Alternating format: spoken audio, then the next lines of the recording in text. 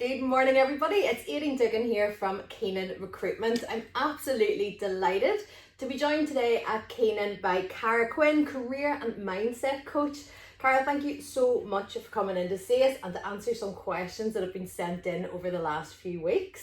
Thank you so much for having me, Aideen. I'm really excited to be here and share some knowledge because I know you've got questions, so looking forward to hearing them. We do. So Cara, just to kick off, tell us a little bit about yourself and your journey so far. Okay, so for those of you who don't know me, so my background is recruitment. I spent over 20 years in the corporate recruitment world, recruiting for a Fortune 100 a lot of that time, and in that time I spent a huge amount of my working life interviewing candidates and seeing candidates coming through the door who were brilliant a lot of the time on paper, but maybe weren't getting themselves across as best as they could.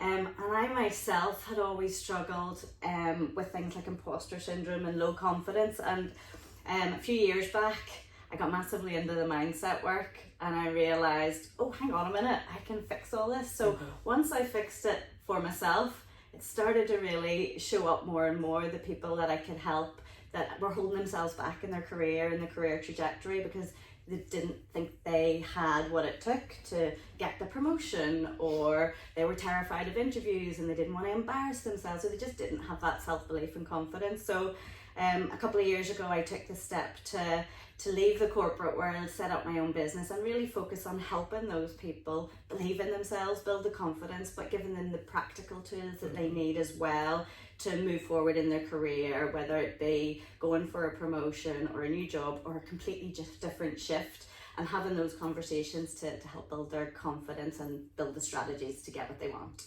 Yeah, fantastic. And I have heard you talk before a few times actually, and the hints and tips that you give are brilliant, and obviously they're knowledge based because of your experience leading up to this, Cara. So yeah, from our point of view at Keenan, we would have temporary workers coming through and they'll maybe work for us for anything from 3-4 weeks through to, we've had some people on the books 10-11 years. Wow, yeah. And then sometimes it's time for them to move on and go into permanent work. So they maybe haven't interviewed for quite some time, but they're very experienced, and I guess it's those guys that I'm trying to target with you being here today. Right. Discussions that I'd have with them, and indeed quite a few of them have emailed through, they seem to be touching on the same things. So we'll get started on the questions here. The first one is, what should I say at interview is my biggest weakness or strength? Okay, you see, I get this question a lot too, and it always makes me laugh because I go, well, how would you're asking people, candidates like literally go, what should I say is my biggest weakness? And I go, well, I can't answer that for you. What is your biggest weakness? So I think the key here is people think there's a perfect answer that they should give, that the employer wants to hear, and that's a tick box exercise and that will get them the job. In actual fact, the interviewer just wants to hear about you and what makes you tick and what you're like, to see if it's a good fit for the role. And that's important to both of you because it's a two-way process. So my thing here is be authentic. Like, don't just have a list of strengths that you think, I've got to tell the interviewer, like, yes, I'm dependable and I'm loyal and whatever else. And, as an interviewer, I've got to be honest, for the amount, if I was paid £1 for the amount of times I've heard that people's biggest weakness is that they were a perfectionist, I'd be very rich. So honestly, yes, these questions come up a lot in interviews. So have a genuine brainstorm about, what do you think your skills are? What would your best friends say about you? What would your peers say about you? What would your leaders say about you? And think about those. Also think about how they reflect and are important to the role itself, because you want to bring out the stuff that's relevant to the employer. So that's what I would go with. And when it comes to weaknesses, yes, everybody's got weaknesses, but the important thing is to show what you do to overcome them. So, be honest, be clear, whatever it is people lack confidence in, but think about what you do to overcome it and how you face that weakness and deal with it. And then that gives the employer confidence that you deal with things and that you overcome challenges, and that says a lot too. Absolutely, and I suppose then that you're open to learning as well, then would fall in nicely with that. So be authentic is the top tip here, and it really is very important. So Thank you. Next one then. We get this quite a lot too. What questions should I ask at the end of the interview?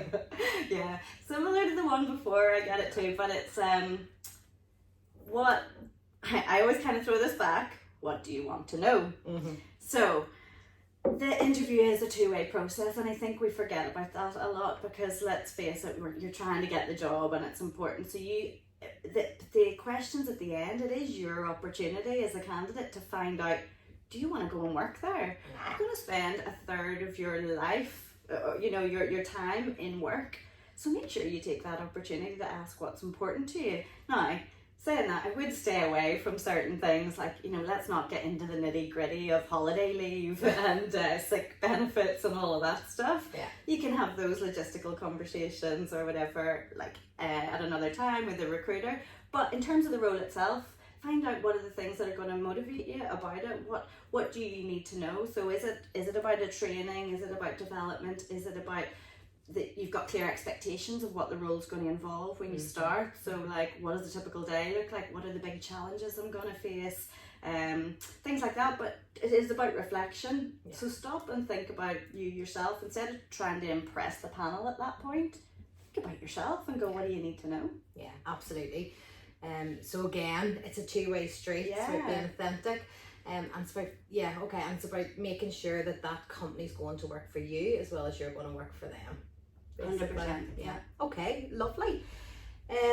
Dress code, we need to bring it up. We do get asked this quite often as well. What advice would you give about a dress code for whenever they're going for interview? Yeah, dress code's a funny one because I think back in the day everybody thought, okay, you gotta go suited and booted, and that's it. But if you went suited and booted to some like organisations now where the culture is really cool and hip and whatever else, you'd stick out like a sore thumb. Yeah. So I always advise people is to look at what you can find out about the organisation you're going to interview for. So whether that's checking their website or their socials and have a look and get a feel for the culture in that place. What are their employees wearing? What do you imagine you would wear if you went to work every day?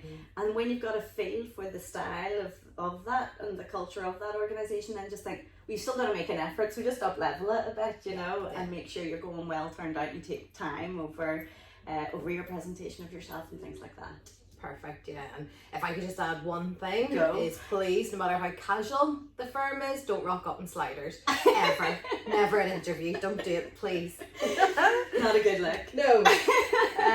Okay, and then we'll cover one last question here. Okay. And this one really is important, and we've come up against this as well with some of our candidates.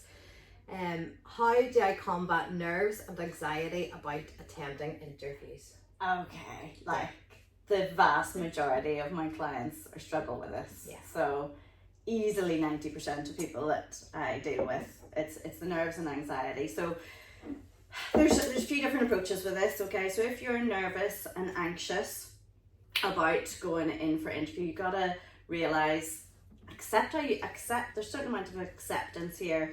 It's normal to be anxious when you're going into a situation that's not very natural, and it's a bit different, it's a bit new, and you've got a lot resting on it. So that's okay, park that. But when you look at kind of how the mind and body works, essentially if your heart's palpitating and you've got the sweaty palms and all of that stuff, it's your body's going into fight or flight. Yeah. And your body's going into fight or flight because you're telling it that you're not safe. So there's stories you're telling yourself in your head that you're not safe. So have a think about what is it you're telling yourself, because that's what you need to focus on to change and shift that perspective. So listen into those thoughts. Are you telling yourself, oh my goodness, I don't have what it takes to get into this company, or they're going to laugh at me, or I'm being judged, or I'm going to get brain freeze? All of those things are the worries that cause that anxiety. So deal with those and you'll feel better. And the way to reframe it is, I would say a couple of things. So if you are going for an interview and you've been invited to interview, the panel have seen your CV. They are going, I'm interested in this person. They've got what I'm looking for, and I just want to explore that a little bit more. So that's a big tick. They're not going to invite you if they don't want you there. Yeah. The other thing is, from thousands of interviews I've sat on, I've never once thought, I don't want this person to do well. they are on your side. The interviewers want you to do well. They want to see you succeed. So everybody's fighting your corner. When they ask you probing and prompting questions, they're trying to help you. So remember all that, reframe it. This is your opportunity. If you don't get it, it's fine. It's a learning. So when you reframe those thoughts, that really helps. And then a couple of quick wins on that anxiety, because it's still going to creep up the nerves, right? The mind-body connection again. Because your body is listening into what you're saying, you can kind of reverse that around. So you can tell your mind how you're feeling. This is cool. Okay, yeah. So we always think of body language in terms of, the firm handshake and doing all this, but actually your body language is also impacting how you feel internally. So if you're feeling slumped over and a bit like protecting yourself, you're not going to feel good internally. But even if you're mentally feeling a bit eek, and you sit yourself back and shoulders back and sit up, smile, you do that for a minute and you start to feel, hang on, you feel more confident, because your body is now telling your mind, no, I'm not taking that, this is the way I am. That's why the old superhero pose comes in well as well, so that works too.